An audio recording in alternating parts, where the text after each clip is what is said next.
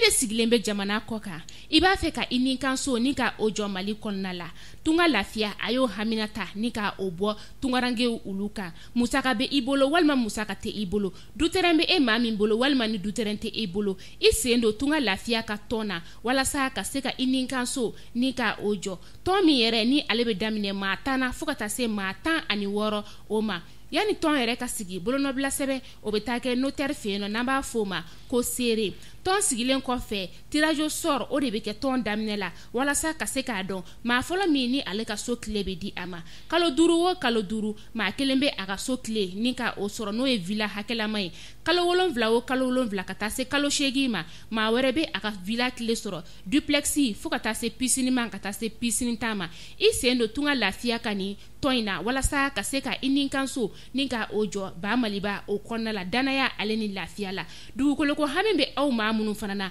tunga lafiya a nana o fana ta ni ka bɔ aw kan maliyɛnden minnu sigilen bɛ jamana kɔ kan maa min mago bɛ kunnafoni wɛrɛ la sa u ka nɛgɛjuru sira o banba ni o ye 00 336 41 94 03 80 00 336 77 83 04 14 email contact@tungalafia.com TikTok @tunka.lafia Facebook tunka lafia ni tunga lafia ye maliyɛnden minnu sigilen bɛ jamana kɔ kan n'o ye an ka tungarangew ye u kɔni nana kana so jɔ ko hami bɔ aw la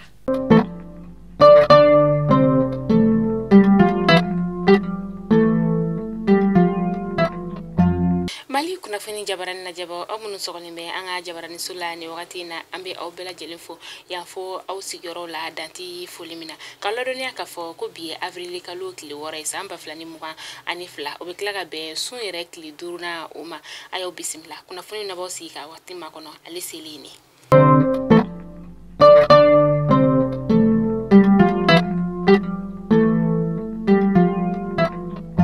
kunnafoni damnela bi taji ale litiri o bɛ ka feere sefa wari 500 ka taa se sefa wari 600 o ma kɛɲɛ bana lamini o kɔnɔna la taji feerelaw olu fɛ kɛrɛnkɛrɛnnen sa minnu bɛ taji ale dɔgɔdɔgɔni feere dugumaw olu ka fɔla sa ko ka sɔrɔ ko taji sansoba yɛrɛ kɔnɔna na b'a fɔ ma nazarakan na ko station ko taji yɛrɛ litiri bɛ ka feere nɔ sefa wari 150 ani tama o fila la o de la sa dugumaw kɔni kɛra nisɔngoyaba ye olu bolo kila k'a yira ka fɔ ko maa minnu bɛ ka nin waleya jugu in kɛ ko ɲangili kɔni kan ka ta ka u sɛgɛrɛ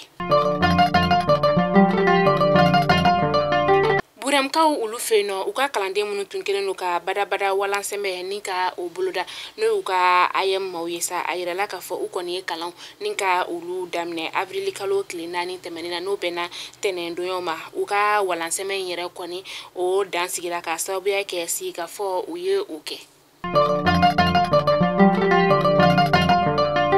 Amitaga ansongo camion citerne fila min n'ale tun bɛ ka taa Nigerikaw ka jamana o kɔnɔna la bingani wale kɔni taara ka camion fila in ni ka ale sɛgɛrɛ kilomɛtri 10 ani 5 ani fafa dugu ni ɲɔgɔn cɛ a kɛra avril kalo tile 2 o tɛmɛnen ansongo o lamini na a yirala ka fɔ ko ni maa ninnu kɔni tun bɛ bolimafɛn sen fila o de la dugulamaw olu ka seereya bolo o ma camion fila wɛrɛ min ni o kɔni tun tiɲɛnen don n'u kun jɔlen don goudron da kɛrɛfɛ maa marafɛntigi dɔw fana tila tuguni ka na olu jɔlen sɔrɔ u ka bolimafɛn o dilanni na ni ka mugu ci u la a kɔni mugu cilen sa a kɛra sababu ye ni ka bolimafɛn bolila kelen ni ka o jogin a kamakun na o y'a ta ni ka taa n'a ye lapitaniso la nka a kɔni baasi t'a a nin na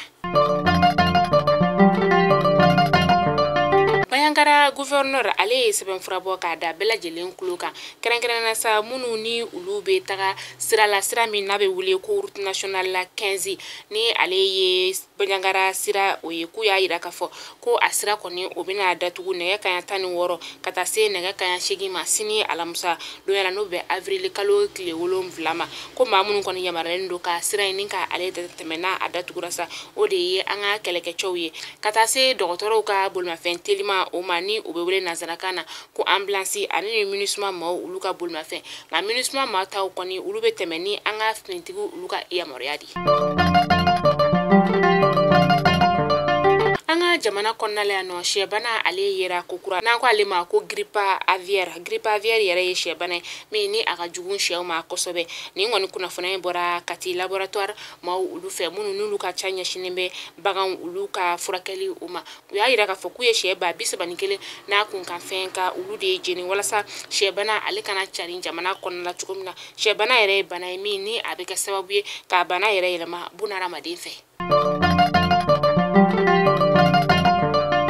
dɔ farala buru ale sɔngɔ kan buru min ni ale kala kun bɛ feere sefa wari dɔrɔmɛ 50 sisan a bɛ ka feere sefa wari dɔrɔmɛ 60 kabini juma tɛmɛnen an ka butiginin kɔnɔna olu la o de la sa boulangerie syndicale ma olu y'a yira ka fɔ ko olu kɔni nɔ tɛ buru ale sɔngɔ yɛlɛni ko n'i y'a ye ko buru sɔngɔ yɛlɛna ko dɔ de farala farni o sɔngɔ kan o de la sa Ahmed Dambele ni ale ye u ka syndicat ɲɛmaa sa a y'a yira ka fɔ ko boulangerie kɔnɔnaw kɔnɔna buru kala bɛ ka feere sefa wari dɔrɔmɛ 50 ko ni maa min bɛ fɛ k'a san dɔrɔmɛ 50 i ka taa boulangerie kɔnɔna la ka taa i ka buru san yen nɔ. an balima kerecɛnakaw nu olu ye katolikiw ye a ma 300 bɔɲɔngo olu kɔni de ye kilomɛtiri 10 bɔɲɔngo ni ka o taama kucalakaw olu fɛ yen nɔ u ka ɲɛma ale ka fɔlasa ko nin taama in kɔni tɔgɔ dara de sun o taama a laɲini ye fɛn min sa o de ye ka se ka jurumu olu bɛ se ka kafari cogoya min na u y'a ta ka bila minɛn min kɔnɔ sa o de ye ka fara ɲɔgɔn kan ka taa egiliziw kɔnɔna la ani ka taama ka ɲɛsin paki ma. Madibaya kaw b'a fɔ ko tare Madibaya ale be Bafulabe sigida la Bafulabe ale be Kayi o mara la ni dugu kofɔlen ni Bafulabe ni ɲɔgɔn cɛ kilomɛtiri 20 o bɔɲɔngo de do o dugulamaw kɔni olu ye jibɔndo ni ka o sɔrɔ jibɔndo min yɛrɛ sa ni a musaka ta di jɔ sefa wari miliyɔn 5 o la a musaka bɔra yɔrɔ min na sa o de ye Batuli Ɲanga an b'i kɔ baaraw yɛrɛ bɛɛ lajɛlen kɔni kuncara karido avril kalo tile 3 tɛmɛnen dugu Madibaya musolakaw olu kɔni y'u ka nisɔndiya ni ka o yira kosɛbɛ ka sababuya kɛ jiko gɛlɛn min tun bɛ olu kan ni y'o bannen. an ka finitigilakaw olu ye san sɔrɔ karogɛrɛ dinɛ tigilamaw olu ka mura dugu o kɔnɔna la o de la ŋunuŋunukanw cayara kosɛbɛ ka fɔ ko an ka finitigilakaw kɛra sababu ye ni ka finitigi gansan ma dɔ ni ka olu bɔnɛ u ni na o de la sa mura duguden dɔ ale kɔni y'a seereya a y'a yira ka fɔ ko an ka finitigilakaw kɔni tagara karogɛrɛ dinɛ tigilamaw u faralen de sɔrɔ ɲɔgɔn kan kungo kɔnɔna la min ni u bɛ taa u ka jagatilaw u kɛ jagatila min yɛrɛ n'u kɛlen ka jaga bɔli ka o wajibiya duguladenw kan waati min na u bɛɛ faralen ɲɔgɔn kan u ka jagatila la sa an ka finitigilakaw kɔni nana ni pankuru 4 de n'o ye kɛlɛkɛ pankuru ye sa ani pankuru 1 fana min ni kɛlɛkɛcɛw tun bɛ o kɔnɔna la ka u lamunumunu ni o ye o la tuguni sa maa min ni ale bɛ ka nin kuma in fɔ ale y'a yira ka fɔ ko murakaw fɛ yen nɔ ko olu maa bɛ t'i jɔ maa banna ni o bɔɲɔngo la maa min ye nin fɔ sa ale y'a yira ka fɔ ko u ka ale ka denbaya kɔni bɛɛ kun minɛna finitigilakaw u fɛ sɛgɛsɛgɛliw kɔfɛ sa u y'u labila ka na u ka so. bɛnbaliya o kɔni tun ye san sɔrɔ UR2 ale kɔnɔna la san 2021 kabini UR2 ɲɛma ni o ye honorable Sumela Sise ni ale tayana na décembre kalo tile 25 san 2022 ni parti belebele yɛrɛ kɔnɔna la ŋunuŋunukanw cayara a la kosɛbɛ min ni u ma se ka u ka fini ɲɔgɔn ka o ko u ka sokɔnɔna la fu u ye ɲɔgɔn sɔrɔ kiriso o la kiritigilama olu y'u ka jaabi bɔ avril kalo tile 4 tɛmɛnen san 2022 o ye kiriso min sa o de an ka sigida 5nan kiriso an ka faba o kɔnɔna la ka fɔ u y'a yira ka fɔ ko Gwaɲɔn Kulubali ko ale de kɔni kɛra UR2 o ɲɛmaa ye serew bɛɛ faralen ɲɔgɔn kan u ye ɲɛmaya di ale ma ka fɔ ko ale de ye ɲɛmaa ye ɲɛmaya min ni a dira ma kabini janvier kalo tile 16 san 2022 u ka sigini kɛrɛnkɛrɛnnen min ye ni ale kɛra o kɔni ma kɛ Gwaɲɔn ale tɔkelen dɔ fɛla ko ye n'o ye Saligu Sanogo ye Saligu Sanogo ale de tun bɛ ɲɛmalaya la waati kunkurunin o kɔnɔna la a fana ye sɛbɛnfura bɔ avril kalo tile 4 tɛmɛnen san 2022 ko kuma min fɔra ale ma tiɲɛ n'a ye. Tɔnbɔkutukaw fɛ yen nɔ ni wagati na u ka dɔgɔtɔrɔso olu kɔni falen don bunahadamaden na kosɛbɛ ni funteni wagati in o la a maa caman bɛ t'i jɔ maakɔrɔbaw fo ka taa se denmisɛnninw ma ka tila tuguni ka kurantigɛ ni ka o faro kan a kɛlen bɛ degunba ye Tɔnbɔkutukaw olu bolo.